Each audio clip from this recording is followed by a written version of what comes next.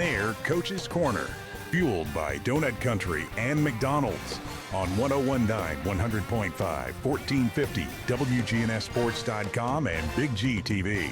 And this portion of the Coach's Show is brought to you by Middle Tennessee Electric, serving our community by providing affordable, reliable, and safe electricity.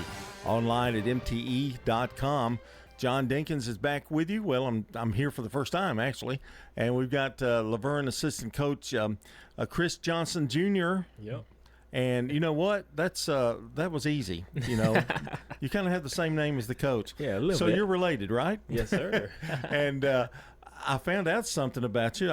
You're a Riverdale graduate and played at Middle, and so you know this area really, really well. Really well, yeah, like the back of my hand. Yeah. Now, I know Dad is a really good speaker. I mean, I know that about him, and you've tagged along with him for what, 20 years now? 21? Yes, sir. Yeah. 22. 22. Yeah. I guess the first thing I want to mention is, how has the relationship worked with you guys, being father son and coaching on the same team, and he being the head coach and you be the assistant coach? Yeah. I would think he probably talks to you. You know, it's got to be that he talks to you a little bit more than he would maybe the other coaches at points, or does he? I don't know. How does he handle that? Yeah, I mean, and how do you handle it? Yeah, it's kind of a weird dynamic because sometimes when you come home, you just want to rest. You just want to go to sleep because I just moved back in. We're talking football. We're just talking football, and sometimes we butt heads as far as like coverages and different assignments, different stunts and stuff like that. But for the most part, it's been fun. And then teachers in the building as well, they ask, like, how is it working with your dad? How is it coaching with your dad? I was like, honestly, it's been the most fun experience that I've been a part of. So, yeah, it's definitely different, but you know, you have your pluses and you have your minuses as well. So most father sons go fishing, or they go play golf together. Yeah. Do y'all do any of that, or is it pretty much football? Yeah, of course. I mean, we have our moments where we go bowling, but we're all competitive. We're trying to win. Like, we both don't like losing. So yeah, we do some fun stuff as well. But when it's time to get in between those lines, we know where we stand. So. Now, Will Kreisky was your head coach at Riverdale, and for 4 years, I suppose, or yes, 3 sir. Anyway. Yeah. So it's kind of you kind of know the county. I mean, and the other teams and tendencies that they have. Is your father and Will, are they similar, or do you find a lot of things similar in both of them? Yes, they're similar in the way they love the game. Yeah. I mean, Coach Kreisky, that was one of my favorite coaches growing up, and I told him that as well. And he's been very helpful throughout this process as well. He was like, if you need anything, call me. If you need anything, text me. He's been very helpful throughout this process, especially this being my first year and this being his first year being head coach as well.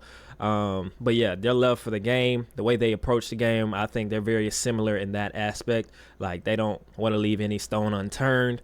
They just love the game. So I think they share that similar mindset as far as approaching the game. So emotional kind of coaches too, aren't they? Yeah. I mean, they really get involved in it, don't they? Yeah. But I do know Will enough to know that he has got to be beaming with pride because he talks on many occasions. We're creating men. We're not necessarily. Yeah. It's not all football. It's creating good young men, and you definitely qualify for that. So I know and I'm sure he tells you that too. Yeah. Yeah. I mean, just the same thing at Laverne. It doesn't show on the scoreboard right now, but for the most part, we've had students who are getting in trouble all the time. Players have been getting in trouble, class clowns, and now we're in week 7, and now we got teachers coming back to us saying they're one of the best students that they have in their classroom. So it's definitely just impacting young men's lives and trying to change their lives for the better, and also getting them exposure as well. Some of the students, they're just staying in Laverne for the most part, but being able to take them on visits to different college campuses, I think just small steps at a time, I think that's gone a long way for our football team. So it's amazing what the sport will do for kids, but it teaches several things, discipline and that kind of thing. Yeah. What did the game teach you? I mean, I know you got good parents and you were raised right. But what is the game meant to you as you were growing up? It's crazy because at first I didn't really want to play the game because I was like, it's too physical. I don't really like all that. Let's go basketball. Let's try b-ball. Yeah, I actually was a basketball player. Yeah. But growing up, getting stronger, getting faster, getting quicker, I was like, okay, maybe I could be a little bit good at this. But for the most part, it just taught me perseverance. Not everything's gonna be a win. Not everything's gonna be high all the time, but being high and low, steady as it goes, never changing, staying consistent. And actually, my senior year of high school, after I played my last football game at Riverdale, I told my dad, I was like, I don't even want to play anymore. Don't even want to play more. He was just like, stick with it for 1 year. So just being able to persevere throughout any situation, any circumstance, I think the game of football has kept me that way throughout life as well.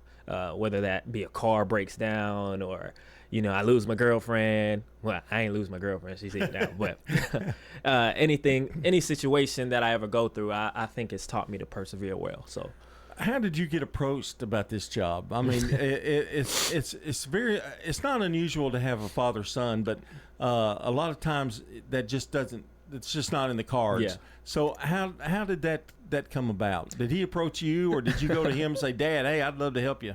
It was kind of both. So, I played my junior year at MT, and, I didn't really know if I wanted to keep playing or stick it out for one more year. And he gets the head coaching job. And he comes in, he asked me, he just planted the seed. He was just like, hey, we got a DB spot. That's all I'm saying. That's all he said. We got a DB spot. So we just go out. November passes, December passes. And he was like, no, seriously. So he hadn't said anything to you up to that point until December. Because he got hired in November. So he was just like, hey, I was serious about that. So I weighed the pros and cons, and I was just like, you know what? I want to go build a legacy at Laverne. So I was like, let's go do it, Pops. And, they posted it around, I think it was December-ish, January-ish. And, we haven't looked back since then. And knowing your dad I haven't known him long, but knowing him this short period of time, I just got a feeling he would have been okay either way. Yeah. As long as you were happy and doing what you want to do, right? Yeah, he would have. We're talking to Chris Johnson Jr. and the defensive back coach for Laverne. And I guess we need to talk about Laverne just a little bit, don't we? But I did want to get a rundown on you because I got a feeling we'll see you again here on this show. Yes, sir. Yes, sir. The Wolverines, we know the record, and we know, and I've talked to your dad a couple of times, and one thing he doesn't lack in is confidence in these kids, and he really believes in them. And I think and you saw turnarounds in the classroom, and you got off to a lead the other night on Kirkwood, and it was 9-7 at one point. Is it consistency that's part of the issue in terms of the wins and losses? Are you looking for more of that? Yeah, I think it's consistency, and then later on in the end of the game, it's lack of discipline. Yeah. Of course, we'll start off good, and then we'll have penalties. We'll have turnovers. We'll just have timely mistakes that really kill us. But it's not a lack of effort. I think for the most part, our guys give effort. They're there for the most part. They're in tune with the game. It's just timely mistakes that are killing us right now. So, and one thing I think sometimes too, when you have a young team and a team that haven't experienced a lot of winning, you've got to learn how to win, right? I mean, that's a big part of it. What does it take to get over the hump? And a lot of that is that maybe you have a bad third quarter or you have a real good fourth quarter. Yeah. Just trying to put all that together, right? Yeah, I mean, you can kind of see it after we had went up a couple scores. They thought they won the game. Like, we were jumping for joy. Everybody was jumping for joy. They thought they had won the game. And that's been the same instance in about 3 of our games. So, of course, it's getting over that hump because I think it was the past 2 or 3 years we haven't won a game. So, getting over that hump and like you said, learning how to win. Okay, this is how you maintain a lead. You got to keep fighting. You got to keep playing. You can't have mistakes. You can't have mental bust. So, just being able to maintain that lead and stay consistent within your keys, within your concepts, being able to throw the ball, run the ball, tuck the ball, protect the ball, not turn the ball over. These are all things essential to winning games. So I think as soon as we get that consistency level up here to where, okay, now we can win this game and we can maintain this lead, or even if we're behind, to go get the lead. I think sometimes if we get down by a certain amount of points, kids kind of, their mindset changes. Their mindset changes. Not that they're not giving effort, but they're just like, what are we out here doing this for? So I think just changing the mindset, changing the culture, I think that would go a long way in terms of getting us to win games. So it's a real mental battle, isn't it, sometimes? And I think, too, when you sit there and you've got a lead or you lose the lead, it just seems like in their mind everything snowballs, doesn't it? I mean, it's just it's a battle. I mean, you're battling yourselves as well as the other team. But I know on the bright side, we have a young man that we're going to honor today as our SRM Concrete Solid Performer. And we talked about him off air here a little bit. Isaiah Welch, tell us a little bit about him. He scored our only touchdown. He had about 6 or 7 tackles on defense, and he had a pass deflection that led to an interception by our defensive tackle, our big 300-pound defensive tackle. So, I mean, he does everything that you ask him to do. He's fast, he's electric, he's quick. I mean, I can't say more about him. I'm proud of him.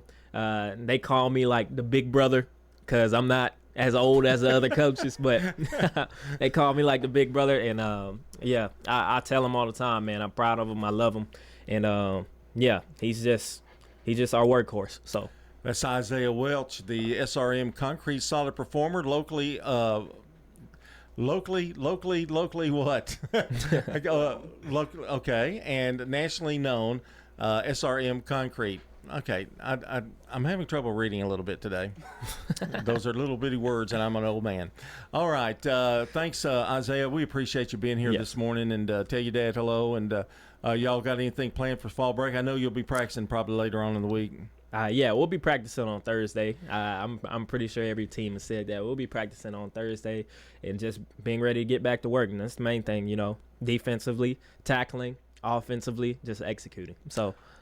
Sounds good. Yeah. And but enjoy the few days you've got. Yes, sir. Thank you so much. All right. It's been a pleasure, and I'm glad I got to meet you. Yes, sure sir. Did. Isaiah Welch is our SRM Solid Performer, locally grown, nationally known. I just had to make sure I got that right. Thank you. Thank you, Dalton. Coming up next, I think it's Oakland coach Kevin Creasy here as we continue with the Prentice Awesome Heating Air Coach's Corner, brought to you by First National Bank of Middle Tennessee. If you're looking for a hometown feel with your bank, turn to the First National Bank of Middle Tennessee, offering full-service banking and mortgage services.